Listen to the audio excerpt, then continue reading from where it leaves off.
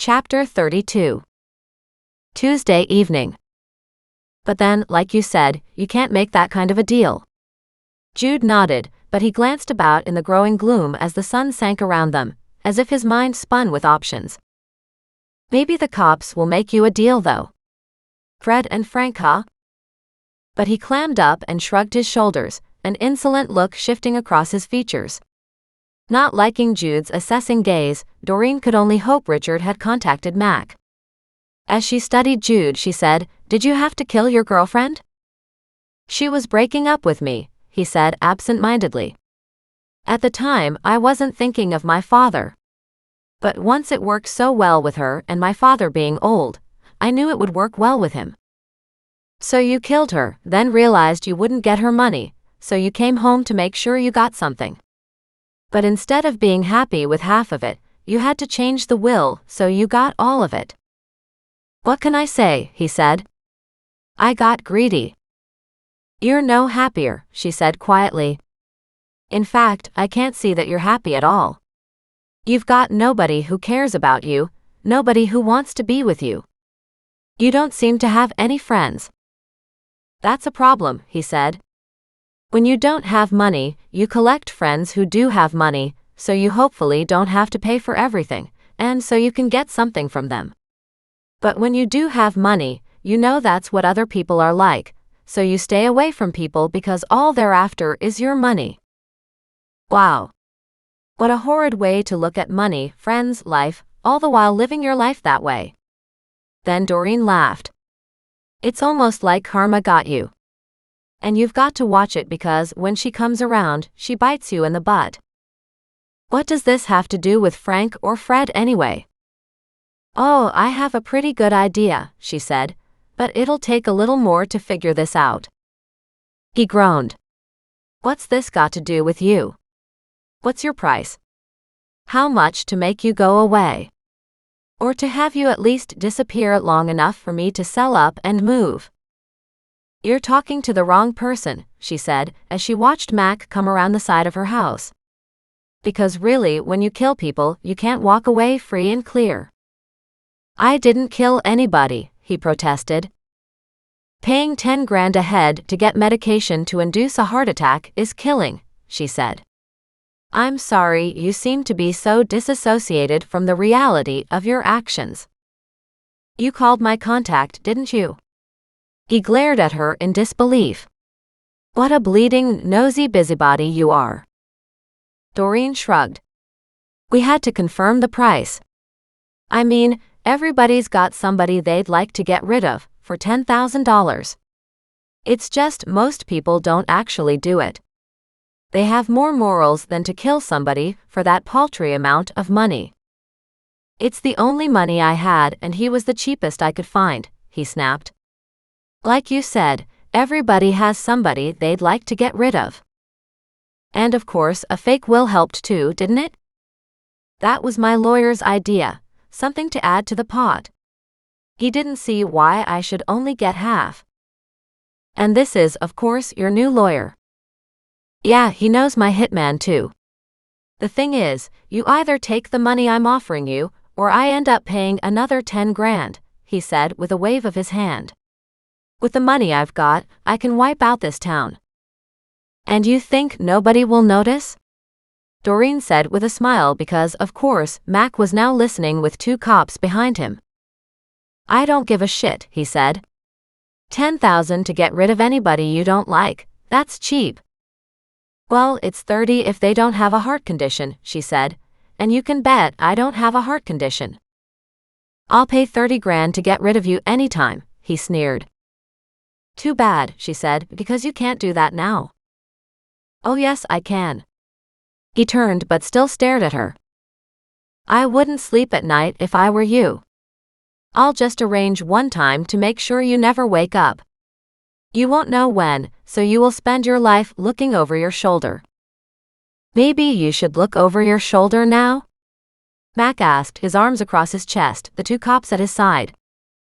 Jude spun around to see the cops, then looked back at Doreen.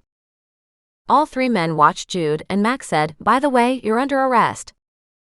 Doreen shrugged. "You know what? You really have a big mouth. All you had to do was be a nice guy, share the money with your sisters, and you could have kept your half. You, he snapped, will pay for this.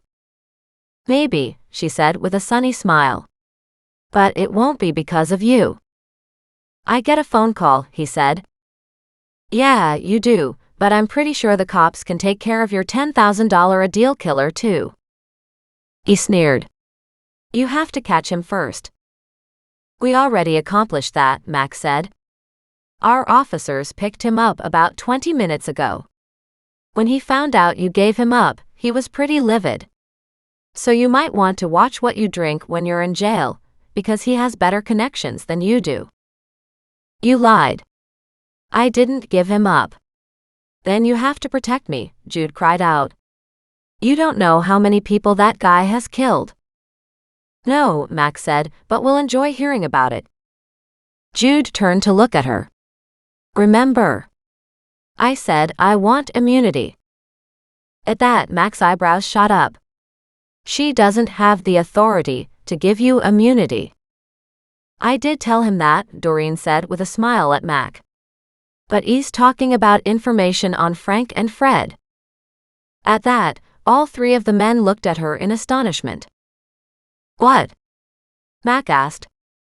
He gave Fred the matching ice picks, she said. Mac nodded, but he was still staring at her in disbelief. Fred was doing the landscaping when I was going through the desk looking for the will, Jude snapped. My father was already dying, and I didn't do anything to help him. Why would I help him? He sneered. I'm the one who gave him the pills in his drink, so he would die. I heard my sisters coming home and hid. Thankfully, their intervention didn't save my father. Doreen held up her phone so Mac would see she was still recording. He nodded. So you gave Fred the ice picks to keep him quiet? That and some money, he added for the first time. Doreen perked up at that. She didn't think Fred would pass up an opportunity like that. Fred said he needed to make some people disappear a little better. Interesting, Max said. Any idea who it was? Of course, he said. Same as me, his parents. Disappear where? He shrugged. How would I know, he said. Mac just looked at Doreen. She shrugged and said, I highly suspect we need to check their property. You'll find a missing ice pick buried somewhere. So maybe use a metal detector, or at least the cadaver dogs. They're getting quite a workout here lately. Mac groaned. We need a little more than that. We can't just go digging up people's properties. I don't think Frank had anything to do with it. He's the one who had his parents declared missing. If you check the paperwork, I bet Fred didn't say anything. You think Fred killed them? She nodded. Or paid to have them killed. I just don't know why, and neither do I know where Henrietta is. What? There's something you don't know, one of the cops beside her asked as he flicked a hand through his hair. Amazing.